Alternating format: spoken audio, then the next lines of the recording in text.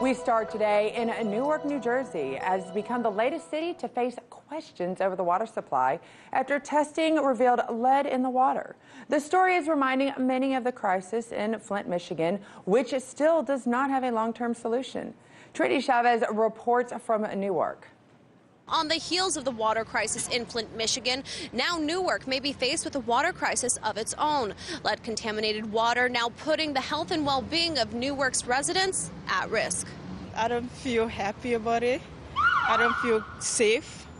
And I have kids too, so I feel really worried for my kids.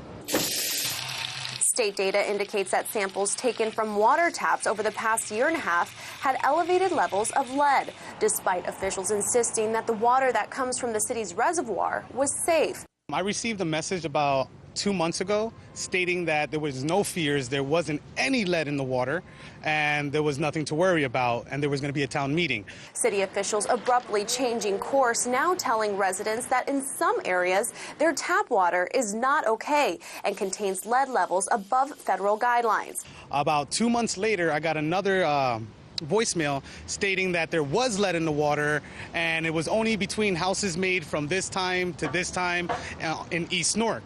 The mayor said in a statement, in cities with old infrastructure, lead leaches out of lead service lines that connect a city's water mains with the pipes inside homes.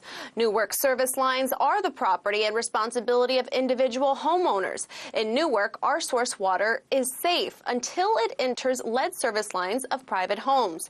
In fact, many nearby cities purchase pure water from Newark's reservoirs and have done so for generations. They're handing out 40,000 water filters across the city of 285,000 people, telling parents not to let their babies and young children drink the water. But for many children, it's too late. About 25% of Newark children under the age of 6 have detectable levels of lead in their blood, and experts say that any level of lead could be dangerous. The city says that the high levels of lead in the drinking water is a result of a chemical used to stop lead from leaking into the water from lead pipes in residents' homes, but it was losing effectiveness.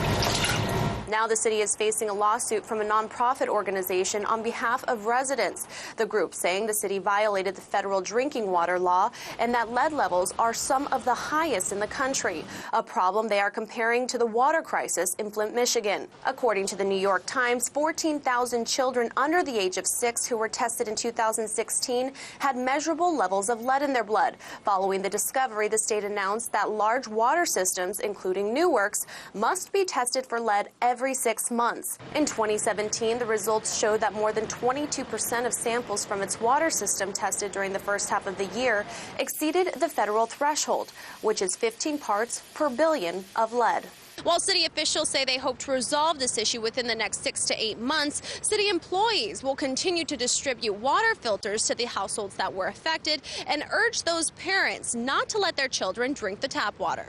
Reporting from City Hall in Newark, New Jersey, Trinity Chavez, RT.